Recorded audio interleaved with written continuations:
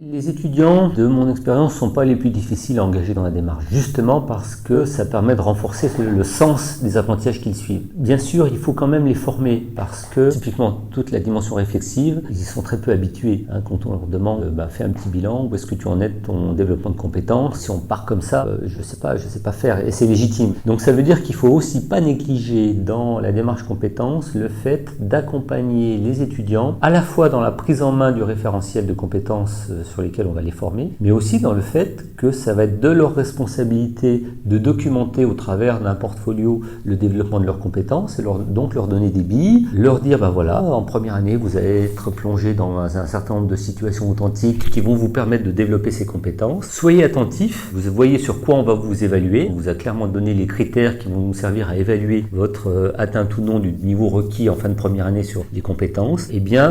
Pensez bien dans vos situations authentiques à récolter les différentes traces qui vont vous permettre de prouver que vous arrivez bien au niveau attendu à la fin de la première année. Mais ça demande à les former et idéalement, une fois que la pompe est amorcée, c'est intéressant de faire en sorte que les étudiants qui sont passés par là, qui sont même en troisième année, accompagnent et tutorent les étudiants afin qu'ils voient un petit peu ce qui est attendu. Parce que quand on leur dit il va falloir documenter dans un portfolio votre développement de compétences, les étudiants au départ ne voient pas du tout ce que c'est et c'est tout à fait normal. Donc cette idée d'une part de montrer quelques exemples, mais attention, si on montre des exemples, souvent ils vont rentrer dans une logique très scolaire, je vais reproduire, je vais faire la même chose. Et ça, ce serait vraiment un écueil, il ne faut surtout pas. L'idée, c'est que chacun, au travers de ses expériences, au travers de ses stages, au travers des projets qu'il aura fait, va pouvoir construire sa propre preuve qu'il a atteint le niveau attendu. Il ne faudrait surtout pas qu'il fasse des copier-coller ou qu'il parte de templates et qu'il se dise, je sais exactement ce qu'a fait mon pote, ça a bien marché, ça a marché pour moi. Non, il faut vraiment que ce soit une démarche personnelle.